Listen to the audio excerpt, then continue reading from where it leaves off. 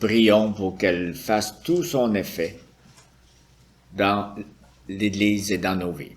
Prions. Seigneur notre Dieu, c'est tout un privilège de notre part que d'entendre Dieu nous parler. Nous avons entendu tantôt le petit Samuel en pleine nuit qui entendait un appel de ta part et qui avait de la peine à saisir d'où venait cette parole. Seigneur, nous sommes privilégiés d'entendre aussi ta parole ce matin.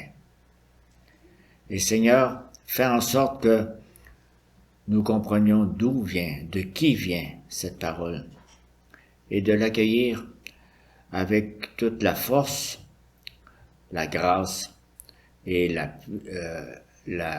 l'intention qu'il y a dans ta parole.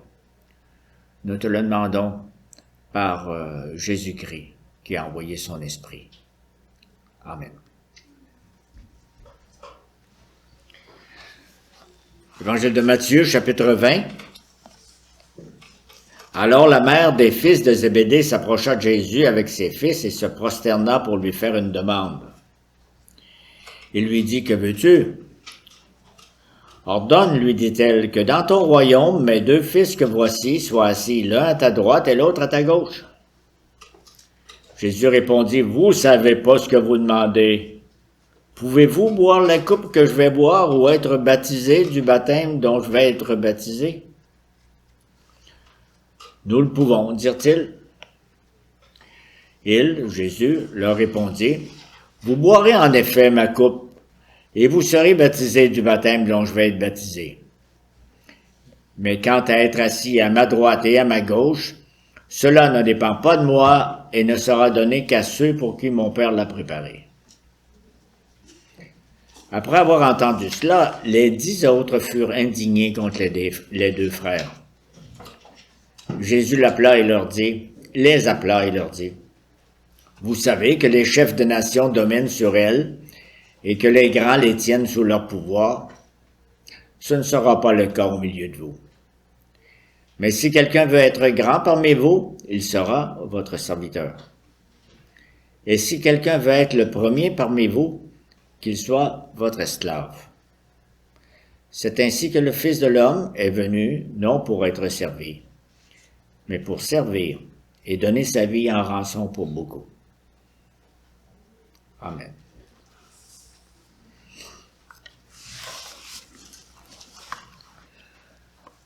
Nous l'avons entendu tantôt dans l'interaction, l'échange avec les enfants. On parlait même à des jeunes enfants de servir. Qu'est-ce qu'un enfant qui apprend à marcher, à parler, peut comprendre de servir?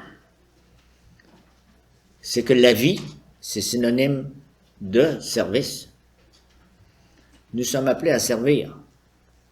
Jésus nous dit que les chrétiens ne devraient pas chercher à dominer sur les autres. Nous devrions plutôt devenir des serviteurs, des diaconoi, des diacres. Dans l'Église, le ministère particulier des diacres, c'est limité à certaines personnes précises. Lui, il est diacre, lui, il est ancien, lui, il s'occupe de l'accueil. Mais il y a aussi le ministère de tous les chrétiens, qui est un ministère de service. Tous les chrétiens sont appelés à être des diacres, au sens large, c'est-à-dire des serviteurs. Matthieu, verset 26, que nous avons lu, dit « Quiconque veut être grand parmi vous sera votre serviteur ou votre diacre. » Donc, ça s'applique à tout le monde qui était là et à nous tous. Nous avons tous, chacun d'entre nous, la responsabilité d'exercer le ministère de serviteur.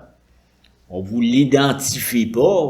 Toi, ton service, c'est de passer la mop. Toi, ton service, c'est de dire bonjour aux gens. Non, tu dois avoir un esprit de service. Donc, une vie chrétienne réussie, c'est essentiellement une vie de service. Donc, nous allons le voir en 3 points. Cherchons pas à être servis. Considérons l'exemple de Jésus. Et soyons prêts à servir. Jésus avait parfois besoin de reprendre ses disciples. C'en est un exemple que nous avons ici. Ses disciples avaient le désir de devenir grands. Vous voyez Jésus, est-ce que je peux devenir aussi grand que lui? Jésus leur enseigne au contraire à devenir des serviteurs. Regardons le contexte. Jésus vient de dire à ses disciples qu'il s'en va mourir à Jérusalem. C'est pour ça qu'on va dans la direction de Jérusalem. Dans Marc 10, au verset 33, il disait à ses disciples, « Nous montons à Jérusalem, et le Fils de l'homme sera livré aux chefs des prêtres et aux spécialistes de la loi. Ils le condamneront à mort et ils le livreront aux non-juifs. Il sera livré aux sacrificateurs et aux scribes, ils le livreront aux mains des Romains. On va se moquer de lui, on va le crucifier et ensuite il ressuscitera. » Et c'est la 3e fois que Jésus leur annonce sa mort en chemin sur cette route-là vers Jérusalem. Pourquoi 3 fois? Pourquoi? On ne parle pas de ça, mais on parle de qui est le plus grand. Et les disciples ne comprennent pas. Lui, il leur annonce un royaume spirituel où Satan sera vaincu, nos péchés seront pardonnés. Et eux, ils rêvent de royaume avec un roi terrestre. Ils s'imaginent que le Messie les débarrassera des Romains et leur donnera la paix et la prospérité. Ils sont en route vers Jérusalem et ils rêvent à de grandes choses. Enfin, Jérusalem sera plus grosse, plus forte que Rome. Madame Zébédée pense que c'est le bon moment de demander des places d'honneur pour ces 2 garçons.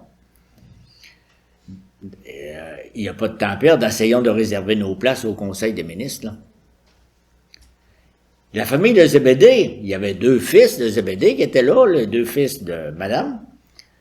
C'était une entreprise respectable en poissonnerie, il y avait une grosse pêche, ils étaient leurs propres patrons. Un jour, Jésus a dit à Jacques et à Jean, « Suivez-moi », et ils ont lâché l'entreprise pour suivre Jésus. Et avec Jésus, ils ne gagnaient pas d'argent, ils ne dormaient pas dans les lits confortables, et ils n'étaient pas patrons d'une équipe d'employés. Mais ils étaient une tête d'entrepreneurs, ces gens-là. Donc, ils s'en allaient vers une entreprise, un royaume à venir, où il y aurait une place de choix. Le gouvernement de ce royaume va avoir besoin de ministres, de hauts fonctionnaires, qui pourra bien occuper ces fonctions importantes. Et Madame Zébédée, qui avait aussi l'esprit d'entrepreneur de la famille, était certaine que ces 2 garçons deviendraient premiers ministres ou ministres du revenu. Elle est venue demander à Jésus, « Ordonne, lui dit-elle, que dans ton royaume, mes 2 garçons soient assis l'un à ta droite, l'autre à ta gauche. » C'est difficile de dire non à une maman. Nous comprenons son ambition. Il n'y a rien de trop bon pour nos enfants. La sécurité financière, une maison confortable, une bonne réputation, on ne dit pas non à ça. C'est ce que nous voulons, nous aussi, pour nos enfants, n'est-ce pas? Et remarquez que ses fils étaient avec elle. On a dit non, non, maman, on ne dit pas ça. Dans l'évangile de Marc, la mère n'est pas mentionnée, parce que le même épisode est dans Marc chapitre 10. Ce sont les 2 fils qui viennent présenter leur requête à Jésus. Vous voyez qu'on a un esprit de famille, là. Les citoyens des royaumes de ce monde définissent le succès en termes de confort et de sécurité. Vous le savez, on en parle beaucoup des royaumes de ce monde de ce temps-ci. On veut être servi. Le royaume de Dieu, c'est bien différent. Et Madame Zébédée ne l'a pas compris. Elle espère que ses fils deviendront des grands dirigeants, pas des serviteurs. Et ses fils ont les mêmes aspirations. D'ailleurs, les autres disciples ne sont pas mieux que ces 2-là. Je vais au verset 24 de ce qu'on a lu. Après avoir entendu cela, les 10 autres furent indignés contre les 2 frères. Pourquoi? Leur colère prouve qu'ils avaient la même attitude. Pourquoi vous l'avez demandé avant nous autres? Jacques et Jean veulent trouver une façon sournoise d'accaparer une position d'autorité que les autres disciples convoitaient déjà, secrètement. connaissez ça d'une gang, là? Une gang de gros. Au fond, leur attitude est un reflet de notre propre cœur égoïste. Nous aurions fait la même chose à leur place. Comme ils sont oublieux. Ils ont déjà posé cette question à Jésus. Qui donc est le plus grand dans le royaume des cieux? 2 chapitres avant. Donc, ils l'avaient en tête. Et Jésus leur a répondu à ce moment-là. Il dit, celui qui se rendra humble comme ce petit enfant sera le plus grand dans le royaume des cieux. Donc, il fallait qu'ils abandonnent cette attitude qui pense à moi le premier, moi l'entrepreneur, moi je vais réussir. Ils avaient d'ailleurs le témoignage de l'Ancien Testament. Prenons un gars comme Moïse. Il était le plus grand dirigeant en Israël, dans la mémoire d'Israël. Pourtant, la Bible nous dit qu'il était, je lis un passage du livre des Nombres, il était un homme très humble, plus humble que n'importe quel homme à la surface de la terre. Quand on prononce le nom de Moïse, c'est rare qu'on pense à l'humble Moïse. Et que dire des Israélites qui ont vécu quand ils se sont installés dans la terre promise? Je prends une section dans le livre des Lévitiques qui leur enseignait comment vivre dans ce nouveau pays. Lévitique 19 nous enseigne que chaque Israélite avait l'obligation de prendre soin des autres membres du peuple de l'Alliance. Et il y a beaucoup d'exemples que je donne. Un fermier, exemple. Il n'avait pas le droit de faire passer son bien-être en premier. Il fallait qu'il pense aux pauvres et à l'étranger et qu'il laisse une partie de son champ non moissonné. Il rentrait dans un beau champ de blé, puis la première chose qu'il faisait, tiens, voici cette section-là, on le laisse pour les pauvres, les étrangers. Un employeur ne devait pas retenir la paye de ses employés. Pourquoi? Pour ne pas qu'il y ait faim et froid. La justice exigeait, dans ce nouveau pays-là, que les pauvres aient les mêmes droits que les riches. Et toutes ces lois se résument en une phrase. Lévitique 19, verset 18, « Tu aimeras ton prochain comme toi-même. » Personne en Israël n'avait le droit de vivre pour lui-même, pour sa prospérité ou sa sécurité personnelle. Les membres de l'Alliance n'existent pas pour eux-mêmes, ils existent pour l'Alliance, donc pour les autres. Vous savez ce que c'est une alliance? Nous autres, on dit c'est une alliance entre deux personnes. Là, c'est une alliance entre moi et tout le peuple, et notre Dieu. Ils sont pas là pour dominer, ils sont là pour servir. Quand Jésus répond comme ça aux deux fils et à leur maman, il n'invente rien de nouveau. Mais le cœur humain est pécheur. Le peuple d'Israël qui a entendu les paroles que je viens de vous rappeler, il n'a pas obéi. Ils ont développé cette mentalité qui pense que tout le fruit de notre travail nous appartient. Moi, je travaille, travaille toi aussi. Je peux en faire ce que je veux. Je n'ai pas besoin de penser aux intérêts des autres. Lisez tout ce que les prophètes disent dans l'Ancien Testament, puis vous entendrez que ça n'a pas très bien tourné. Donc, je suis là pour être servi, non pour servir. Et les pharisiens sont devenus arrogants. Ils méprisaient les foules qui connaissaient pas la loi. Ils voulaient pas ils devaient les enseigner, au contraire. Et dans la parabole du bon samaritain, deux hommes respectables, en passant un sacrificateur et un lévite, ils sont passés à côté de l'homme en détresse, sans s'arrêter pour l'aider. Et même quand les Juifs aidaient les autres, souvent c'était pas par amour pour leur prochain, c'était par amour pour moi. Je vais être capable de dire à soir que j'ai aidé, avec l'idée de gagner des mérites personnels devant Dieu. Cette attitude-là, ça n'a pas été inventé par, je sais pas, nos pères dans une autre église, une génération avant nous. C'est là depuis longtemps. Cette mentalité du moi en premier, c'est encore pire chez les Grecs. On les mentionne parce que la mentalité et la promiscuité de la pensée grecque étaient là. Pour les Grecs, être un esclave, c'était une honte. C'était honteux de servir les autres. L'idéal, c'était de devenir un homme libre, capable de faire tout ce qu'on veut. Ça veut dire que la mentalité grecque, on l'a ici avec nous aujourd'hui, n'est-ce pas? Je réclame mes droits, ma liberté, je peux faire ce que je veux. Ça s'appelle de l'égoïsme et de l'individualisme. Toute la culture en est imprégnée encore. Plusieurs dirigeants veulent dominer sur les autres, avoir du pouvoir ou du prestige. Heureusement, pas tous, mais un peu, plusieurs.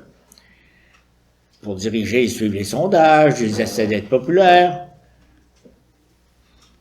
Quand est-ce dans les sondages ou tout le reste, on pose la question, quel est votre niveau de service? Beaucoup de gens veulent être reconnus et respectés. On travaille fort pour monter en haut de l'échelle et faire sentir aux autres qu'on a de l'autorité. C'est la nature humaine. Vous pouvez mettre des noms à chaque phrase, mais vous aurez besoin de plusieurs feuilles pour mettre tous les noms. Nous pensons à moi en premier. Nous aimons mieux être servis que servir. Qu'est-ce que Jésus dit à cela? On est toujours dans Matthieu chapitre 20. Vous savez que les chefs des nations dominent sur elles et que les grands les tiennent sous leur pouvoir. Ce ne sera pas le cas au milieu de vous. Faites pas comme les autres. Pour les citoyens du royaume, les priorités sont différentes. Mais si quelqu'un veut être grand parmi vous, il sera votre serviteur. Et si quelqu'un veut être le premier parmi vous, qu'il soit votre esclave. Jésus nous enseigne que la vraie grandeur se trouve, l'échelle pour mesurer la grandeur, c'est le service. Se sacrifier soi-même pour être le serviteur des autres. Et Jésus, dans son discours, utilise un mot, diakonos, ce qui veut dire serviteur, et il est mis en parallèle avec le mot doulos. Serviteur est comme synonyme d'esclave dans ce discours. Parole pas facile, n'est-ce pas? Une parole pas mal contraire à nos tendances naturelles. Qu'est-ce qui pourrait bien nous motiver à devenir diakonos et doulos? C'est Jésus lui-même. Deuxième partie, l'exemple de Jésus. Jésus, il n'a pas simplement dit, voilà comment les choses vont être dans mon royaume. Il se donne en exemple. C'est ainsi que le Fils de l'homme est venu, non pour être servi, mais pour servir et donner sa vie en rançon pour beaucoup, le dernier verset. Autrement dit, essayez pas de me demander des choses qui sont différentes de mon service. Ça veut dire que vous comprenez rien de ce que je vous ai montré, de ce que vous voyez. Quel meilleur exemple de service que celui de Jésus? Si on dit aux gens, c'est quoi être diacre? Regarde Jésus, le serviteur qui a servi jusqu'au bout. Il n'y a pas d'autre que lui qu'on devrait chercher à imiter. Il s'appelle le Fils de l'homme. Le Fils de l'homme, c'est le titre du Messie. Ça a été donné d'abord par le prophète Daniel, chapitre 7 de Daniel. C'est un titre plein de gloire et de majesté. C'est le Fils éternel de Dieu. Il a toujours été grand. Il n'avait rien à prouver. Les anges le servent et l'adorent depuis la création du monde. Il a quitté la gloire qu'il avait éternellement auprès du Père et il s'est abaissé pour devenir le Fils de l'homme. Il vivait dans un palais splendide. Il est né dans une pauvre étable entre deux animaux. Il partageait la puissance, la gloire et les honneurs de son Père. Et il a accepté de vivre dans un monde corrompu avec des hommes pécheurs ou des familles comme la famille de Zébédée. Il n'a pas cherché le confort, la sécurité, le pouvoir ou les honneurs et une garde d'honneur pour le protéger. Il ne s'est pas dit « je vais penser à moi en premier ». On n'aurait jamais eu Noël, l'incarnation du Fils de Dieu. Il n'est pas venu pour être servi, il est venu pour servir. Servir son Père servir son peuple. C'était son but. Sa vie sur la terre, ça a toujours été une vie de service. Et de quelle manière, à quoi ça ressemblait son service? Tantôt avec les enfants, on a donné des exemples de service. Si on veut expliquer c'est quoi le plus grand service de Jésus, en donnant sa vie en rançon pour beaucoup. Il a donné. Servir veut dire donner. Et Jésus a donné sans compter, sans limite. Il n'était pas là pour prendre ou pour combler ses désirs personnels. Jamais qu'il s'est couché le soir en disant « Est-ce que j'ai suffisamment donné? » Il était là pour donner tout ce qu'il avait. Il s'est donné lui-même. Il a donné sa vie en rançon pour beaucoup. Rançon, c'est pas un terme qu'on utilise à tous les jours en jasant autour de la table. C'est un rachat. Aujourd'hui, quand un ravisseur exige une rançon, on verse un montant d'argent pour que la personne qu'on a perdue, qui a été kidnappée, soit relâchée. Une rançon, c'est un paiement pour être relâché, pour être libéré. Mais Jésus a donné sa vie en rançon pour libérer des gens qui ne méritaient pas d'être libérés. Des gens indignes. Ça n'a pas été facile pour lui, là. Il a racheté ceux qui étaient esclaves du péché. Il a payé de sa propre vie et c'était le prix exigé par son Père. Nous savons que, comme on a lu tantôt, que le salaire du péché, la conséquence du péché, c'est la mort. Nous méritions de mourir et de souffrir éternellement. C'est le prix que Jésus a payé. Il a souffert les pires atrocités. Il a été rejeté par son Père. Il a payé pour nos péchés. Pouvez-vous trouver un service plus grand que celui-là? Et il n'a pas servi seulement quelques personnes, un membre de la famille, un voisin, un ami. Il a servi beaucoup de personnes. Il s'est donné en rançon pour beaucoup. Pour des gens de toute langue, de toute nation, de toute condition, des riches, des pauvres, peu importe leur réputation. Il l'a fait par amour pour nous. Il n'y a pas de plus grand amour que de donner sa vie pour vos amis. Jean chapitre 15. Servir, c'est se donner. Et se donner, c'est aimer. Jésus a aimé son Père. Jésus a aimé son prochain. Il a parfaitement obéi aux commandements que nous pouvons lire dans le livre du Lévitique. Tu aimeras ton prochain comme toi-même. En conséquence de son service, nous avons la vie. Nous nous appelons bonjour les enfants de Dieu. Il s'est donné pour que nous recevions. Il est mort pour que nous ayons sa vie, pour que nous vivions. Il s'est abaissé pour nous élever. Il s'est identifié aux pécheurs pour que nous soyons saints. Il a servi et c'est ainsi, par son service, qu'il est devenu grand. Il s'est abaissé pour être élevé, il est ressuscité, il est monté au ciel pour recevoir le règne et la puissance à la droite de son Père. Il aurait pu dire non à la mort. Je reste là. Mais cette élévation qu'on lit dans l'Épître aux Éphésiens, cette puissance, il l'a déployée en Christ quand il l'a ressuscité, il l'a fait asseoir à sa droite dans les lieux célestes. Voilà la bonne nouvelle de l'Évangile. Et voici le bon exemple qu'il nous a laissé. Jésus n'a pas répondu ça aux deux fils, là, aux deux frères. Tu veux être assis à ma droite? Passe pas à la même place que moi. Troisième point, le sacrifice de Jésus. On ne peut pas le répéter, il l'a fait une fois pour toutes, pour tout le monde, absolument unique. Sa mort a une valeur expiatoire. Personne ne peut servir comme Jésus a servi. Il a servi pour notre salut. Il a été le seul à l'avoir fait et son service est pleinement suffisant. Mais c'est pas fini.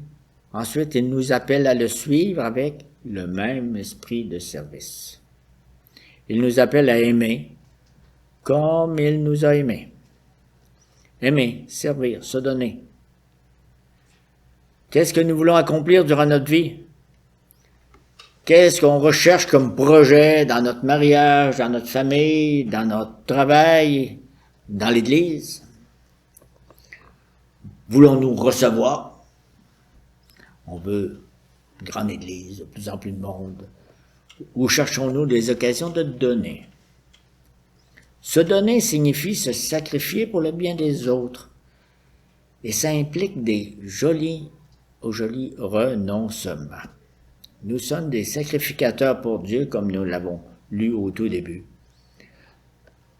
Je reprends les paroles de l'apôtre Pierre dans sa première épître. Et vous-même, en tant que pierre vivante, laissez-vous édifier pour former une maison spirituelle, un groupe de prêtres saints afin d'offrir des sacrifices spirituels que Dieu peut accepter par Jésus-Christ. En effet, il est dit dans l'Écriture, « Je mets dans Sion une pierre angulaire choisie, précieuse. Celui qui croit en elle n'en aura jamais honte. » Elle est donc précieuse pour vous qui croyez. Quant à ceux qui désobéissent, la pierre rejetée par ceux qui construisaient est devenue la pierre angulaire. Elle est aussi une pierre qui fait obstacle et un rocher propre à faire trébucher. Ils s'y heurtent parce qu'ils désobéissent à la parole et c'est à cela qu'ils ont été destinés. Vous, au contraire, vous êtes un peuple choisi, des prêtres royaux, une nation sainte, un peuple racheté afin de proclamer les louanges de celui qui vous a appelé des ténèbres à sa merveilleuse lumière. Vous qui autrefois n'étiez pas un peuple, vous êtes maintenant le peuple de Dieu. Vous qui n'aviez pas obtenu compassion, vous avez maintenant obtenu compassion. C'est ça la transformation. C'est ça que Dieu opère, pas seulement dans chacun de nos cœurs, mais dans le groupe.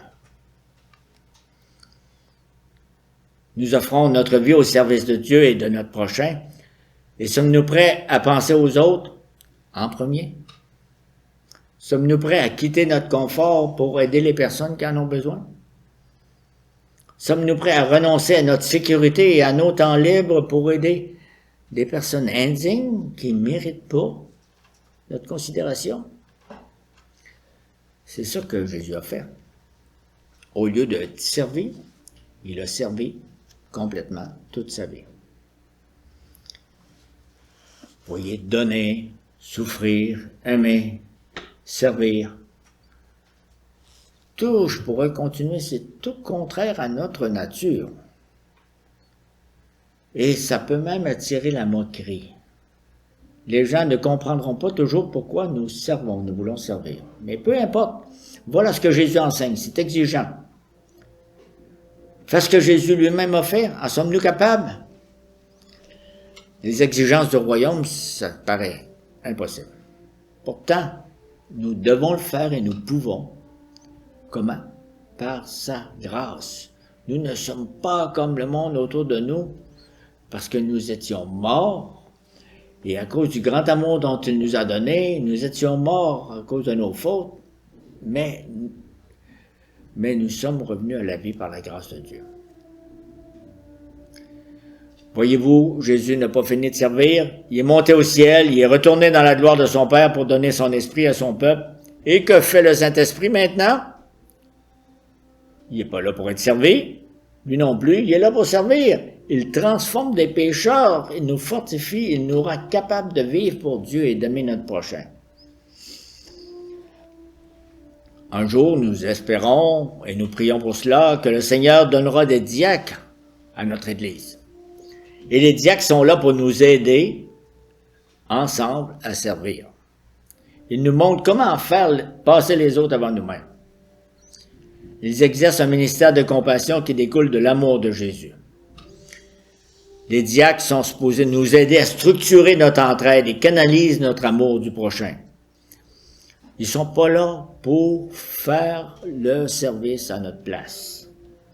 Ils sont là pour nous aider à mieux servir. Donc, parce que nous sommes tous des diacres au sens large. Quel but nous poursuivons dans notre vie? Est-ce que nous voulons recevoir ou bien donner? Jésus a tout donné, et il a tout abandonné, son confort, sa gloire, sa sécurité, sa propre vie. Il y avait seulement son Père et c'était suffisant. Il s'est donné pour que nous recevions. Et nous sommes devenus riches depuis qu'il nous a donné sa vie. Nous sommes des enfants du Père, des héritiers du royaume. Pourquoi? Pour devenir à notre tour des serviteurs. Voulez-vous une vie pleinement réussie dans le royaume de Dieu? Voulez-vous avoir une bonne place à côté, pas loin de Jésus? Une vie de service. C'est la façon de le demander, c'est la porte pour rentrer. Service. En Jésus. Amen.